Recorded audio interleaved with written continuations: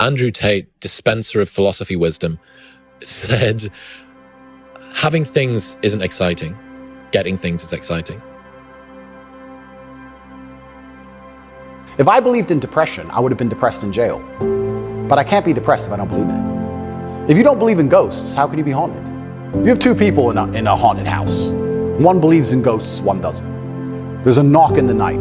One wakes up, calls an exorcist, is terrified, looks for a ghost. The other guy doesn't believe in ghosts. Knock in the night, goes back to sleep.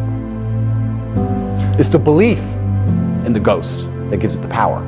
Go to school, you're gonna get in debt, you're gonna get a job, you're gonna get a wife, divorce is coming, you're gonna lose the house eventually, your job's shit, inflation's outpacing your wages, you're gonna work, no one's gonna appreciate it, now you're old and your life's over. That is the matrix for 99% of men, and you need to find a way to escape it. Go to the gym every day, train really hard, and not be in good shape. I've literally never seen it. The universe is extremely giving. If you actually try, and you actually want it, and you're actually not making excuses, lying, talking shit, you're gonna get what you want.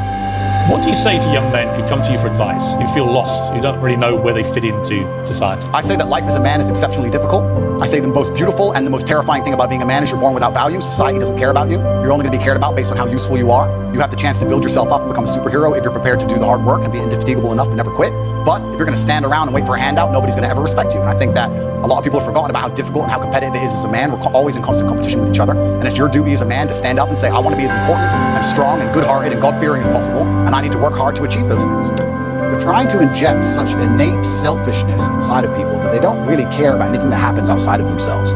Because then it's very difficult to give a shit about your community. It's very difficult to have any kind of genuine care about your town or your country or an issue. No, they just want you to be self-absorbed, semi-depressed, because depressed people don't fight that hard, watching porn, living inside of your own mind, convinced that somehow you're oppressed for some reason on the internet, typing tweets. That's what they want you to do. Life as a man is shit. It's always been shit. It's never been good. When men wake up and say, I'm depressed and life is hard and I'm sad and I'm struggling right now, I say, okay, throughout history, men have always struggled. Happiness is for children and women. Name a time in history it was better to be a man. Was it better to be a man in World War II? Was it better to be a man on the Titanic? Was it better to be a man in the Napoleonic Wars? Was it better to be a man when you were sitting in Vienna and the Mongol horde arrived, ready to decapitate any male and enslave all the females? When's it ever been good to be a man? Building the pyramids, was that fun? It's always sucked. The only time being a man ever is good is if you become an exceptional man, which is